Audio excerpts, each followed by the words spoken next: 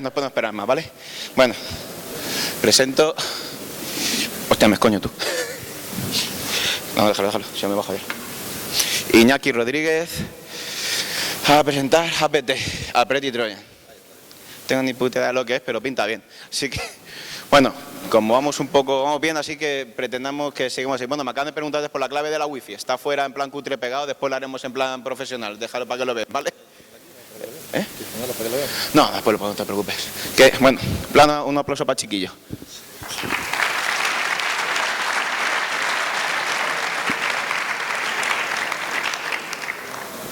Bueno, buenas tardes. Gracias, Pedro, por despertármelos.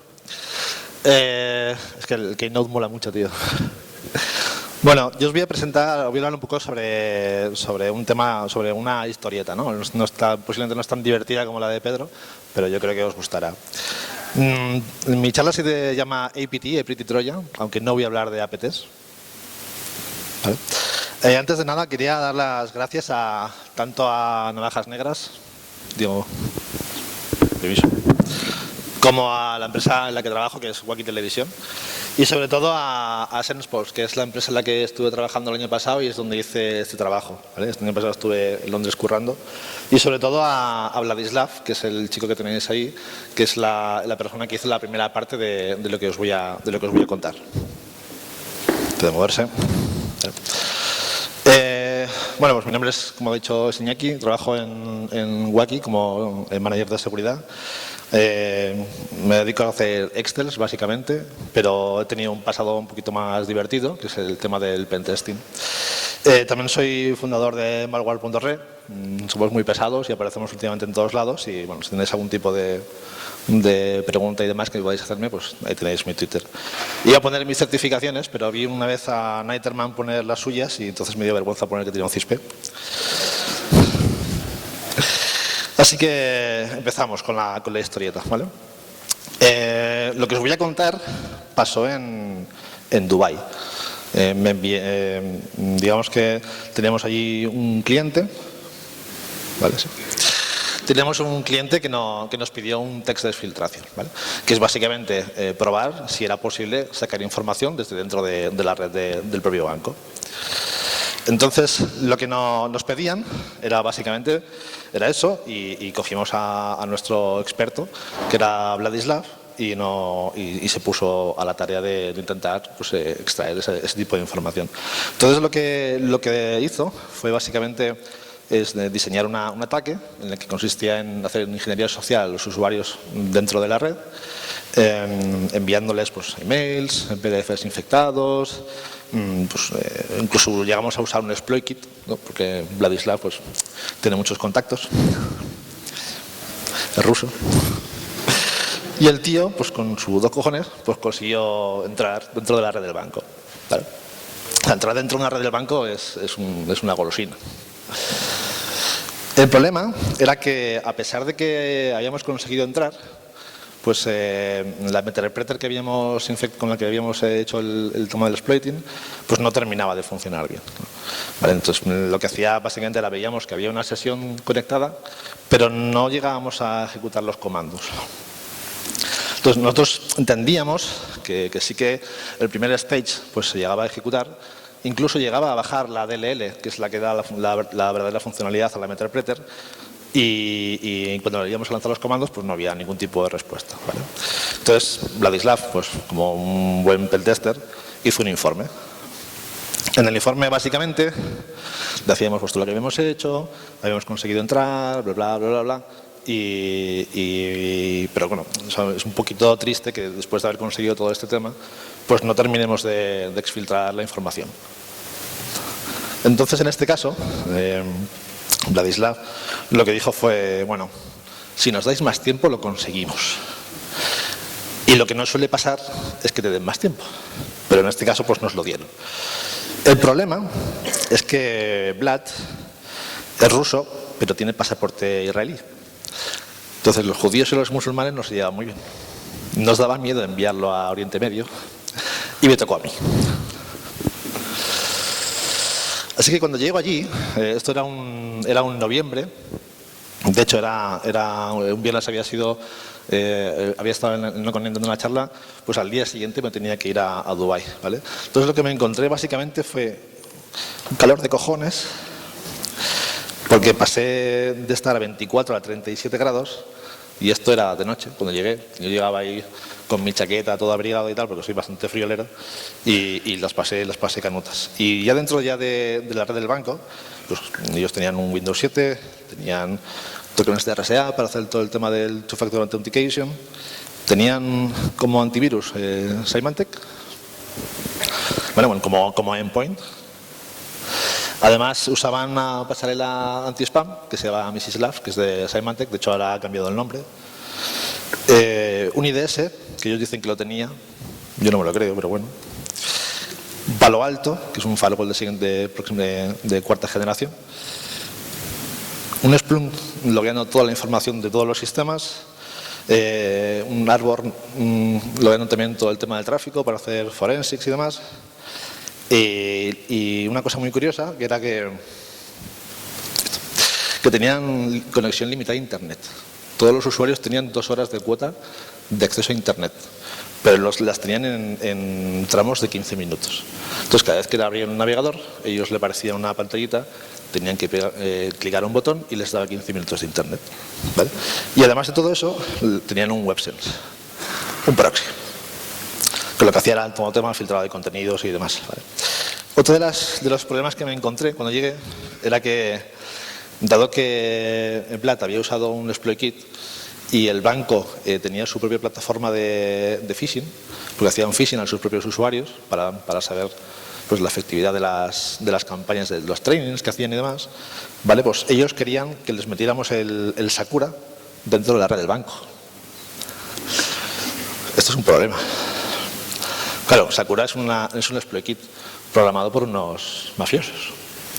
Entonces no te puedes fiar de lo que metes ahí. De hecho, es conocido que Black Hole, que es el más conocido, tenía puertas traseras para que el desarrollador pudiera acceder. Entonces le dijimos, a ver, yo no lo haría. Al final conseguimos quitarle la idea de la cabeza, ¿vale? Y entonces la historia quedó así, ¿no? Tenía que conseguir básicamente exfiltrar la información, porque ya les lo habíamos prometido. Tenía 2 semanas para hacerlo. Y la parte que no suele ser habitual cuando haces un pentesting es que además del informe con las recomendaciones, pues tienes que ayudarles a detectar este tipo de ataques y bueno, pues mejorar sus sistemas, ¿vale? Así que empieza la aventura. Y volvemos al pasado, o sea, volvemos a coger todo lo que ya habíamos hecho y lo analizamos. Entonces lo que vimos fue que dentro de Splunk, o sea, cogimos los mismos payloads, cogimos los mismos exploits que habíamos usado y volvemos otra vez a hacer todo el mismo proceso que habíamos hecho al principio, para detectar, para ver qué era exactamente por qué nos habían cortado, ¿vale? Entonces lo que vemos en Splunk, que era el proceso que logueaba absolutamente todo, era que Palo Alto había detectado el Meterpreter, ¿vale? Creo que hay un taller de Meterpreter, posiblemente os lo explicarán, de Metasploit, os lo explicarán mucho mejor que yo, pero básicamente era, ya que conocíamos que la única vía posible de salida de información era a través de HTTP, pues usamos la Meterpreter comunicándose por HTTP por el puerto 80, ¿vale? Entonces, esto es lo que hace la Meterpreter. Cuando tú inyectas el primer stage, lo que realmente es como si fuera una especie como de cliente que descarga la DLL, que luego inyecta en memoria y por todo el tema este de reflexive y demás, se ejecuta y te da la funcionalidad, ¿vale? Entonces, para que lo veáis, a ver si no sé si lo veis bien, más o menos. Lo que hace es, se conecta al servidor, hace un GET, una petición normal y corriente, se descarga la DLL, la inyecta en memoria y después va recibiendo los comandos y los va enviando, ¿vale? Ese es el output que tenéis. Entonces, ¿cuál es el problema en este tipo de cosas? Es que cuando empiezas a implementar todo el tema de seguridad en capas, si consigues saltarte el antivirus, pues por delante del antivirus hay otro montón de sistemas más. Y en este caso, el sistema que más nos está dando por saco es el Palo Alto, ¿vale? Luego veremos por qué. Pero uno de los problemas que teníamos era que aunque usáramos scripters para cifrar la DLL, al final el protocolo es conocido, ¿vale? Y en Palo Alto lo detecta.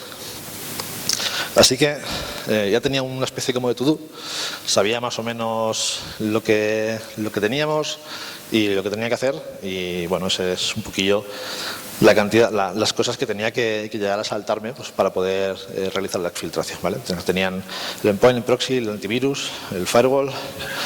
Nos pidieron sobre todo que intentáramos no ser muy verbosos, o sea, que no hubiera mucha información en el Splunk para que ellos vieran hasta qué punto pues, podían detectarlo o no. Y al final decidí, después de ver todo lo que había visto, decidí hacer un malware a medida para ellos. Lineal, o sea, no te vas saltando sistema por sistema. Cuando empiezas a saltarte estos sistemas, pues cuando haces un cambio, a lo mejor otro te lo pilla y después tienes que volver a reformulártelo todo, ¿vale? Pero más que nada lo dejo así porque si no, no sé ni cómo ponerlo. Al principio, el primer ataque que hicimos fue a través de unos Excels. Lo que hacíamos era inyectar el binario dentro de una macro de Excel y los usuarios habilitaban las macros y el binario se ejecutaba. Lo que yo iba a hacer básicamente era exactamente lo mismo, ¿vale? Entonces lo que probé es hasta qué punto el Symantec me iba a detectar el payload malicioso. Probé hacerlo de dos formas distintas. Normalmente los antivirus suelen ser bastante buenos detectando cuando se dropea un virus a disco, ¿vale? O un malware a disco. Y en este caso fue al revés. O sea, me detectaba cuando lo ejecutaba en memoria, pero no cuando lo dejaba en el disco. Lo curioso del tema es que la verdad es que fue bastante sencillo hacer el bypass de esta protección, porque al final tú llamas a la función de virtual protect para poner una zona de memoria como ejecutable y eso es lo que detectaba, es la llamada en sí. Pero Visual Basic Script, bueno, y Visual Basic tiene una funcionalidad que puedes redefinir el nombre de una función. Así que lo único que había que hacer era hacer un import de esa función as el nombre que te diera la gana. Y con eso Symantec ni lo olía. Para el tema del dropper, pues ahora lo veréis, pero nace la primera versión de IRAT, que era mi herramienta de administración remota. Ahora es que no se me ocurrió el nombre mejor. ¿Vale? Aquí lo que veis es una codificación, o sea, coger un ejecutable y pasarlo a base 64. Pues es una macro de Excel. Lo que hacíamos era cogíamos un ejecutable, lo pasábamos a base 64 y después lo grabábamos en disco y lo ejecutábamos. ¿Vale? Me sorprendió que funcionara, sinceramente. Pues normalmente no suele ser muy normal que de un Excel cuelgue un ejecutable.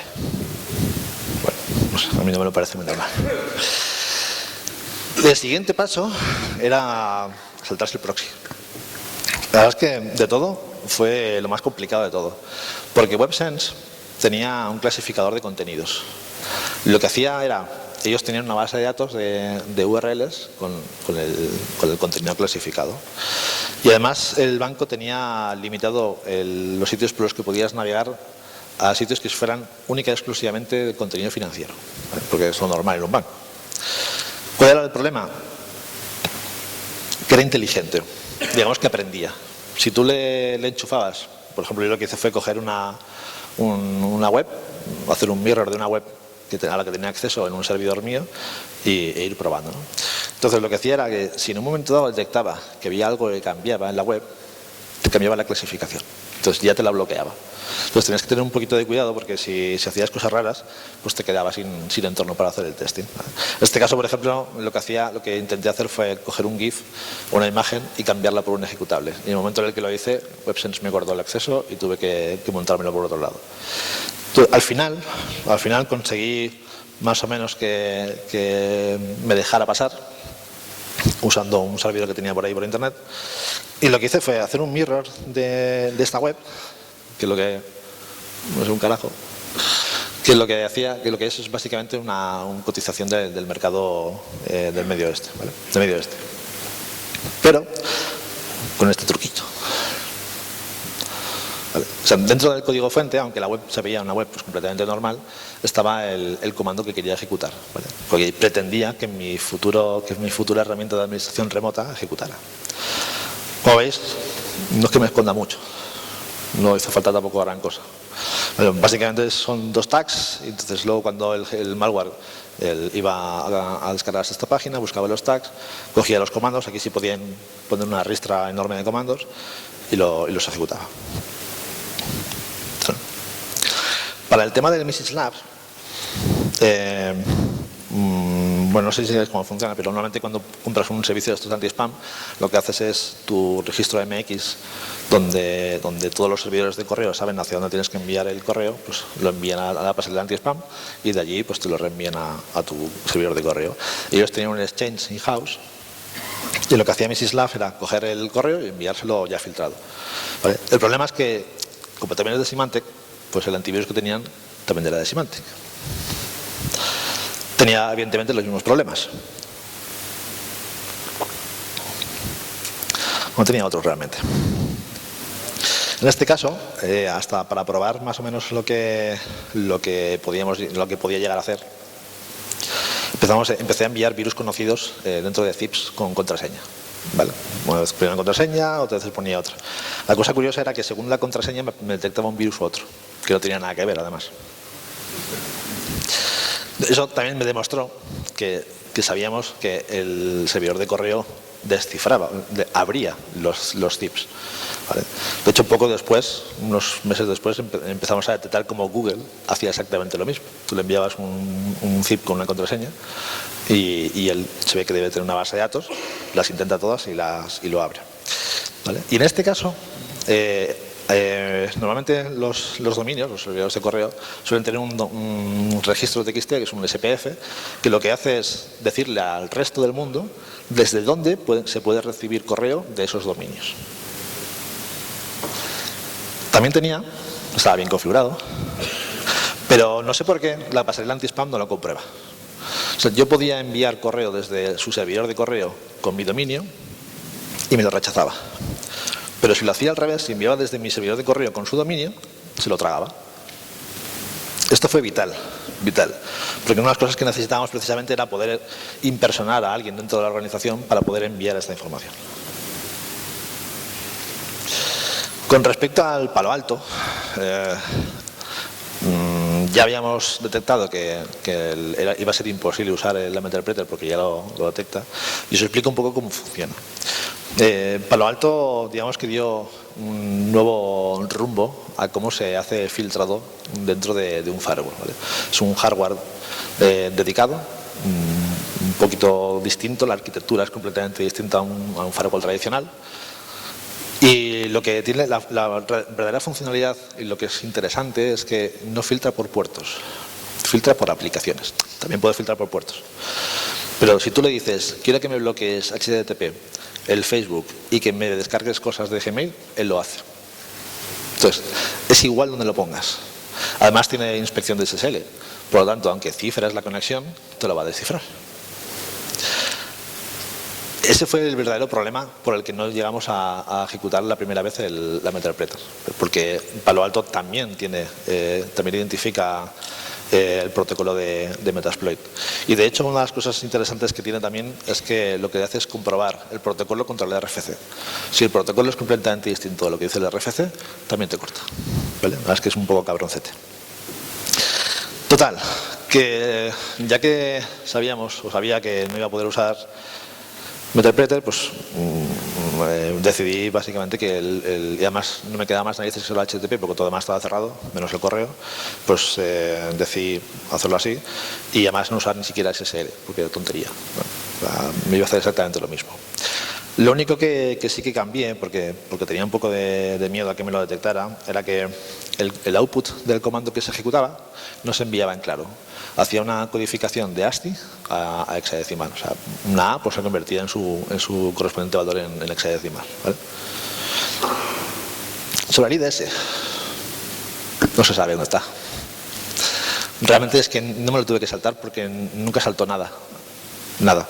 Por eso digo que yo creo que no lo tenían, aunque ellos dijeron que sí. Lo que sí que es cierto es que el Palo Alto también hacía de semi-IDS. Total, que al final, después de una semana y media, un fin de semana liado, resolviendo punteros y mirando por qué fallaba todo, tenía esto. ¿vale? Quería que fuera algo súper simple, porque ya había analizado otros malwares de un caso muy famoso y eran cosas súper simples. Sobre todo quería que no tuviera ningún tipo de dependencia, porque de hecho Vlad me dijo, joder, ¿por qué no lo he hecho en Python? Digo, ya, pues también.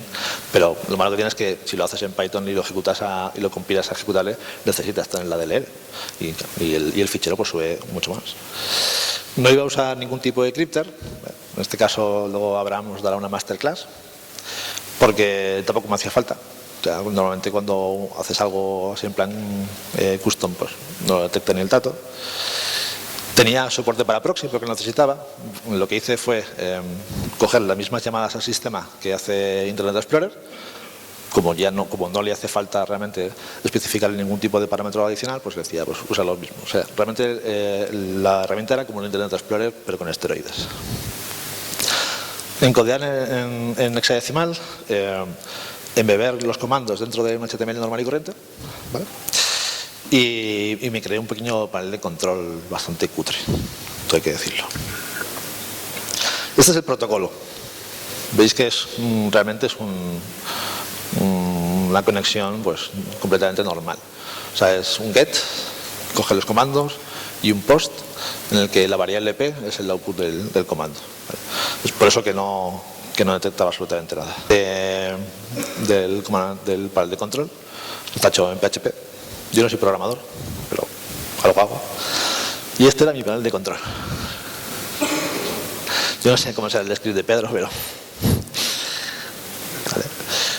Era básicamente un fichero index que me iba generando y me iba metiendo pues, los bots que tenía. Esto es una muestra, no son los reales porque lo tuve que borrar. Pero aquí tenía pues, unos cuantos, ¿vale? Y al final pues el output, aunque estaba en hexadecimal, lo que habéis visto es esto de aquí, ¿no? Era un task list que me aparecía los comandos uno por uno y los podías ir siguiendo. Además también daba más información sobre qué IP era y demás. Total, que una vez que tenemos esto, empezamos ya con el ataque. Ya esto había pasado como una semana más o menos desde que empecé. Así que normalmente cuando haces un test en el que implica ingeniería social, tienes dos formas de hacerlo.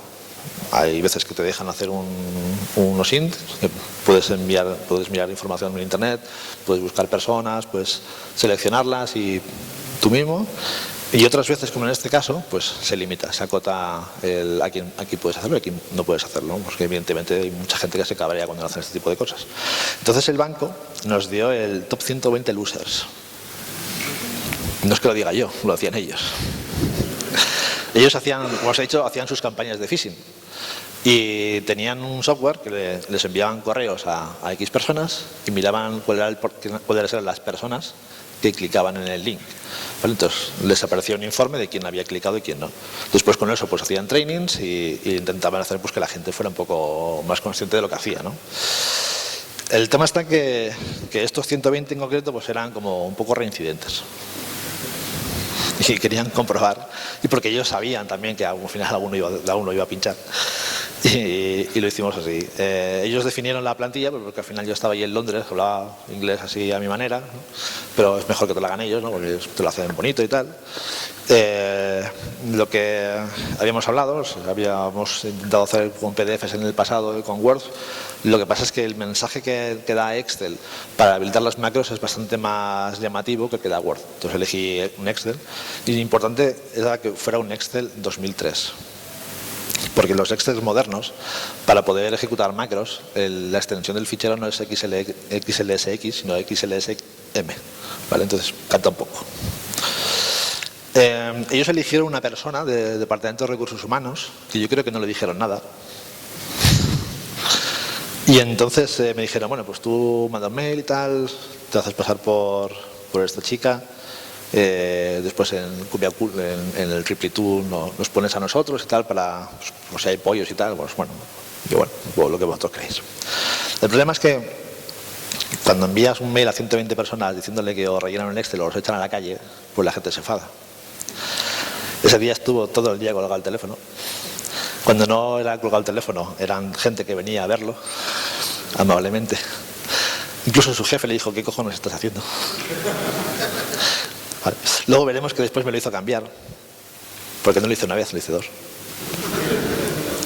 Y sobre todo el descargo de responsabilidad, que no fue culpa mía.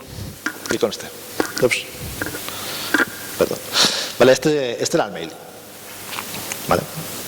Básicamente lo que dice es que has hecho cosas muy malas y que rellenas este mail. Y incluso daban instrucciones de cómo hacerlo, ¿vale? Por si acaso. Ayer hablamos en la cena de un caso de phishing que les enviaban un vídeo de YouTube para que supieran a dónde tenían que darle, ¿vale? Esto no era tan evidente, pero casi. Pero el tema estaba en que antes ya tenía todo preparado y dije, ya verás, aquí vamos a liar. Y el cliente me dice, bueno, pero tú recuerda que si no abre Internet Explorer, pues no puedes navegar. Y mi malware necesitaba tener acceso a Internet para poder ejecutarse bien. Bueno, se ejecutaba, pero necesitaba para poder descargar los comandos. Entonces me dijo, oye, haz por lo menos que se abre el Internet Explorer, le ponemos un mensaje chulo en el Excel, en plan, oye, que te vamos a redirigir a la versión Legacy y tal, pues que no ha funcionado. Y dije, bueno, pues lo hacemos. Y ya. Mala suerte es que cuando lo hice, el anti-spam me lo empezó a detectar como un malware, simplemente por añadir el Internet Explorer. ¿Vale? Entonces dije, ya verás, esto va a funcionar. Y funcionó. Con 2 cojones.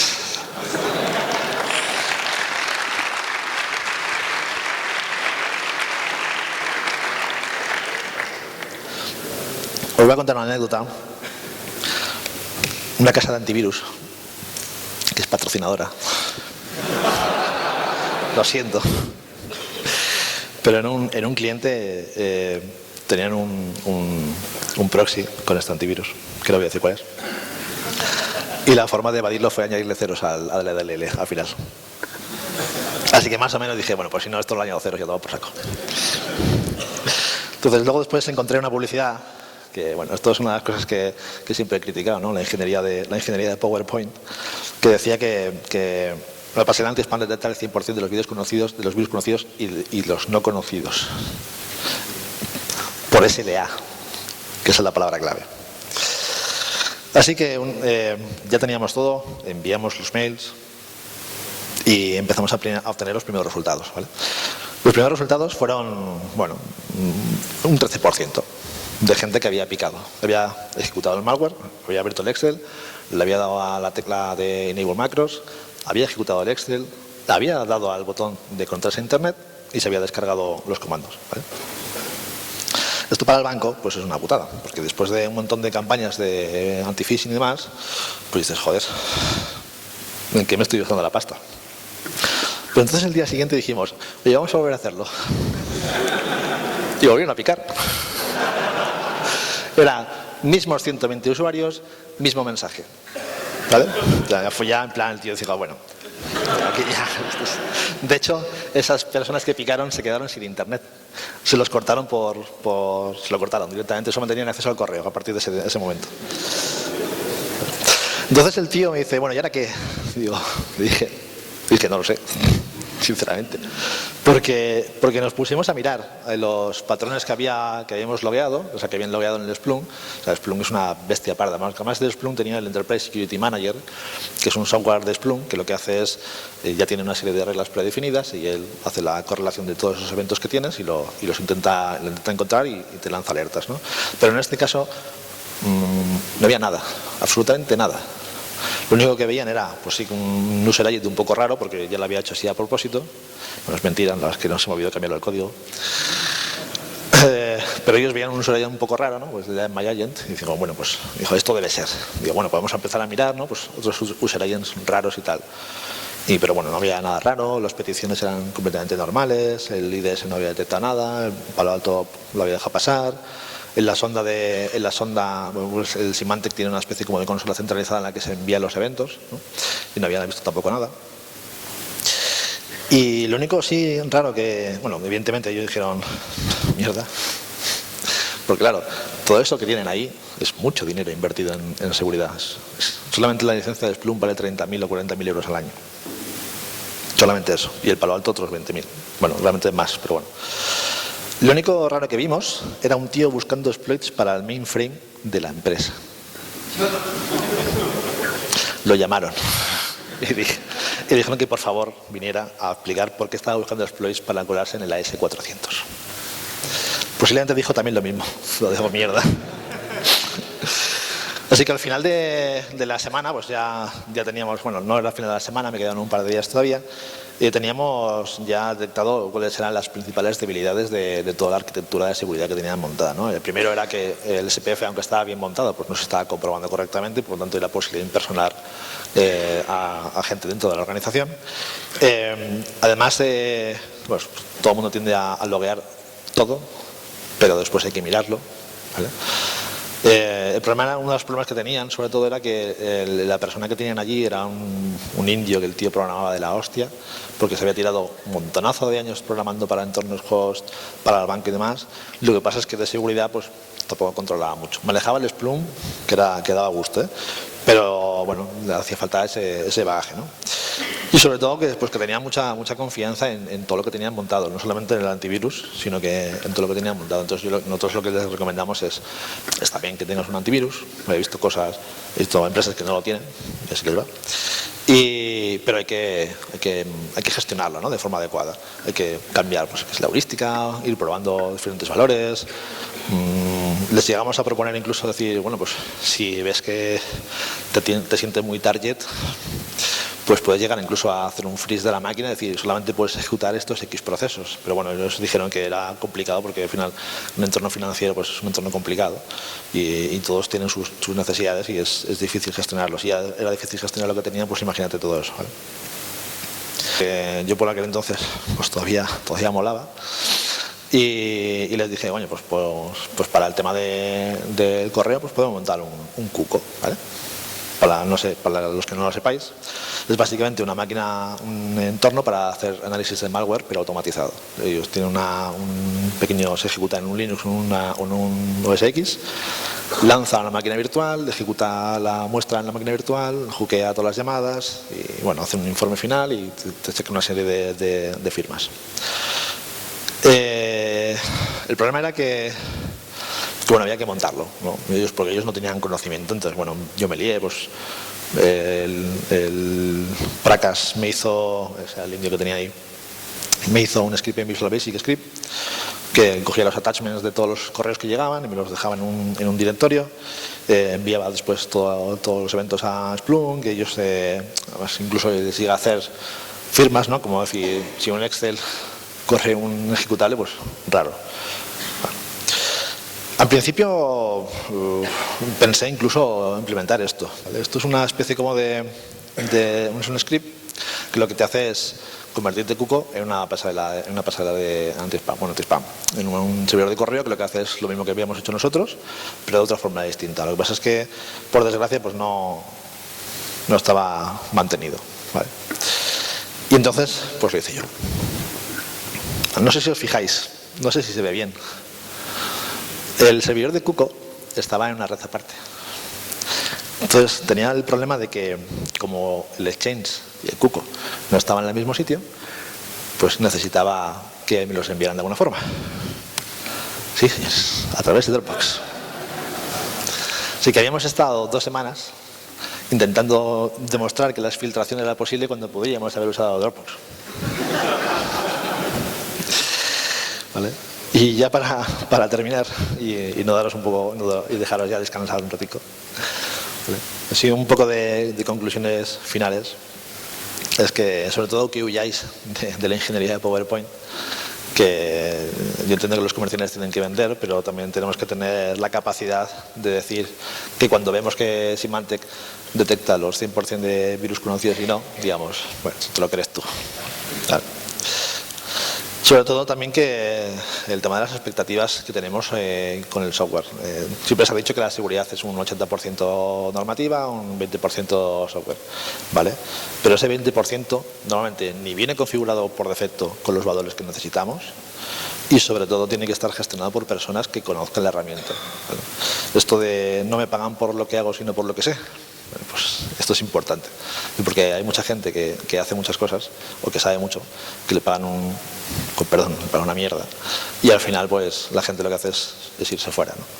Y eso es una realidad aquí en España. Y poco más, la verdad, es que si tenéis cualquier tipo de preguntas, pues...